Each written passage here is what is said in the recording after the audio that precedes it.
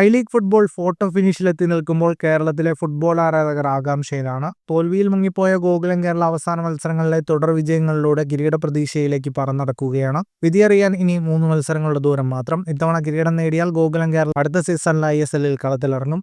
I ലീഗിന് അവസാന റൗണ്ടിൽ ഗോകുലം കേരള ഉൾപ്പെടെ 4 ടീമുകളാണ് കിരീടത്തിനായി പോരാടുന്നത്. എല്ലാ ടീമിനും ഓരോ മത്സരം വീതം ബാക്കി. 3-ാം സ്ഥാനത്തുള്ള ഗോകുലത്തിന് 21 കളികളിൽ 37 പോയിന്റ്. 39 പോയിന്റുമായി ചർച്ചിൽ ബ്രദേഴ്സ് ഒന്നാമതും ഇന്റർകാഷ് രണ്ടാമതും.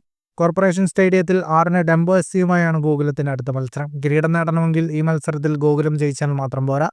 ചർച്ചിൽ ബ്രദേഴ്സും ഇന്റർകാഷിയും അവരുടെ മത്സരങ്ങളിൽ തോൽക്കുക കൂടി വേണം. നിലവിൽ 4-ാം സ്ഥാനത്തുള്ള റിഗെ കാശ്മീർ FCയാണ് ചർച്ചിൽ ബ്രദേഴ്സിനെ നേരിടുന്നത്. 5-ാം സ്ഥാനത്തുള്ള രാജസ്ഥാൻ യുണൈറ്റഡ് FCക്കെതിരായാണ് ഇന്റർകാഷിയുടെ മത്സരം. ചർച്ചിലും ഇന്റർകാഷിയും തോൽക്കുകയും ഗോകുലം ജയിക്കുകയും ചെയ്താൽ ഐ ലീഗ് കിരീടം 3-ാം തവണയും കേരളത്തിലേക്ക് വരും. ഇത്തവണ ഐ ലീഗ് ജേതാക്കൾക്ക് ISL സ്ഥാനക്കയറ്റം ലഭിക്കുമെന്നിരിക്കെ ഗോകുലത്തിന് ഇത് സുവർണാവസരമാണ്.